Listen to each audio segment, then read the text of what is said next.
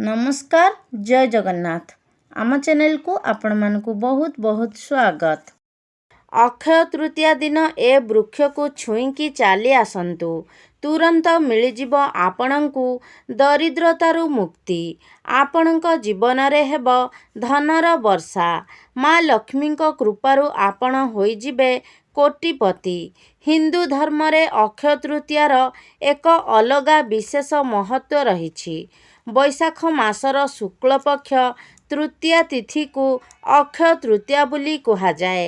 ए वर्ष मे मास 10 तारिख शुक्रवार दिन अक्षय तृतीया पर्व पड़ुअछि। मान्यता अनुसार एही दिन करा जाउथिबा कर्मर क्षय हुए नाही, ओलटा से कर्म बढ़िबाकु लागे। तेणु अक्षय तृतीया धर्म कर्म दान आदिर पुण्य फल क्षय हुए नाही, ओलटा बढ़िबाकु लागे। सेइथिपाई एही दिन निज सक्षम अनुसार दान धर्म जप तप करिबा उचित। एही दिन कौनसी भी शुभ कार्य आरंभ करि परिबे।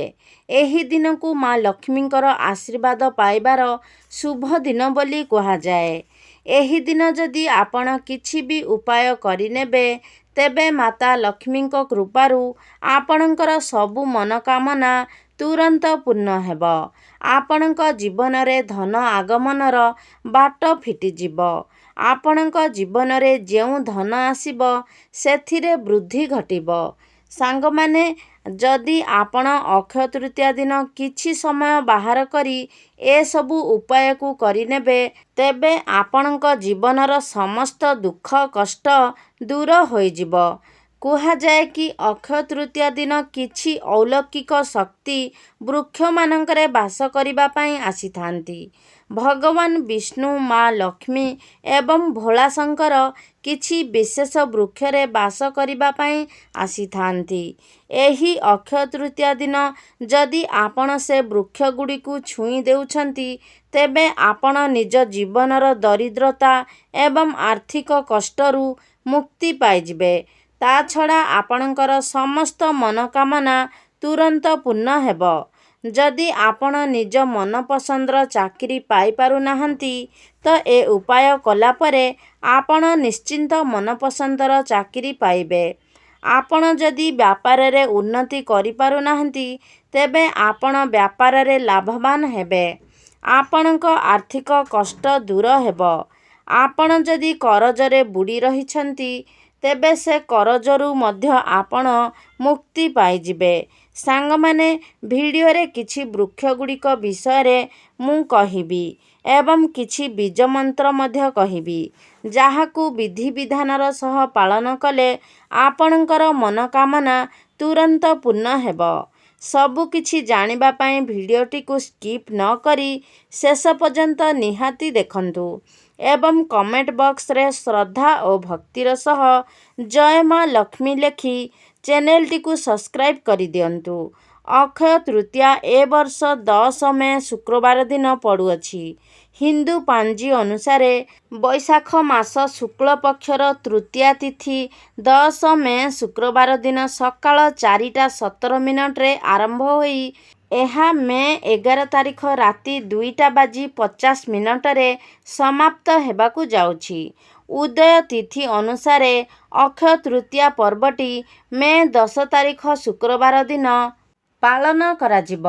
एबे चालंतु जानिबा सेही दैविक वृक्ष गुड़िक विषय रे जाहाकू अक्षय तृतीया दिन सठिक मुहूर्त रे छुई देले आपण हेबे धनवान।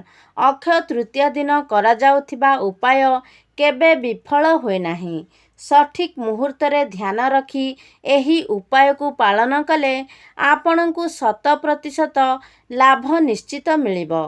सांगमाने पूर्व काल रे लोक माने सकाळु उठी गाधोई सारी गोटे लोटा जल नेई कौनसी ना कौनसी वृक्षरे अर्पण करुथिले, कारण सेमाने जानिथिले जे केही ना केही देवता निश्चित से वृक्षरे बास करंती।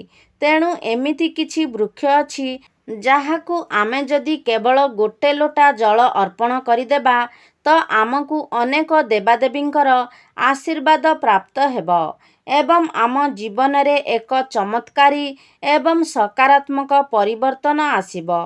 ଅକ୍ଷୟ ତୃତୀୟା ଦିନ ଏହି ବୃକ୍ଷକୁ ଛୁଇଁଦେଲେ ଆପଣଙ୍କ ଜୀବନରେ ଥିବା ସମସ୍ତ କଷ୍ଟ ଯନ୍ତ୍ରଣା ଏବଂ ନକାରାତ୍ମକ ଶକ୍ତିର ପ୍ରଭାବ ଏ ବୃକ୍ଷ ନିଜ ଭିତରକୁ ଶୋଷି ନେବ। ଏହାପରେ ଆପଣ ଯେଉଁ ବି କାର୍ଯ୍ୟ ଆରମ୍ଭ କରିବେ ସେଥିରେ ଆପଣଙ୍କୁ ସଫଳତା ପ୍ରାପ୍ତ ହେବ। ଏହି ଅକ୍ଷୟ ତୃତୀୟା ଦିନ ଆପଣ ବେଲ ଗଛକୁ ନିଶ୍ଚିନ୍ତ ଛୁଇଁକି ଆସିବେ। ବେଲ ଗଛକୁ ମହାଦେବଙ୍କର ସ୍ୱରୂପ ବୋଲି ମାନାଯାଏ। ବେଲ ଗଛର ପତ୍ରରେ ଭଗବାନ ବିଷ୍ଣୁ, ଭଗବାନ ବ୍ରହ୍ମା ଏବଂ ଭୋଳା ଶଙ୍କର ବାସ କରିଥାନ୍ତି। ଅକ୍ଷୟ ତୃତୀୟା ଦିନ ଏହି ବୃକ୍ଷରେ ଅନେକ ଦେବାଦେବୀ ବାସ କରିବା ପାଇଁ ଆସିଥାନ୍ତି। ଆପଣ କ'ଣ କରିବେ ନା ଅକ୍ଷୟ ତୃତୀୟା ଦିନ ସକାଳୁ ଉଠି ଗାଧୋଇ ଶୁଦ୍ଧ ପବିତ୍ର ହୋଇ ଗୋଟେ ଲୋଟା ଜଳ ନେଇ ବେଲଗଛ ନିକଟକୁ ଯିବେ।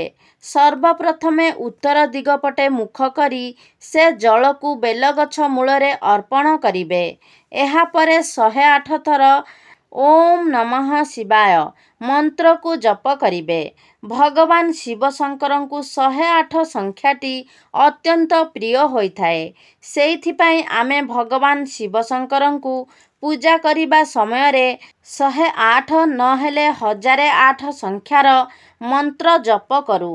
ଏହି ବୃକ୍ଷକୁ ଛୁଇଁକି 108 ଥର ଆପଣ ଓମ୍ ନମଃ ଶିବାୟ ଜପ କରିବେ।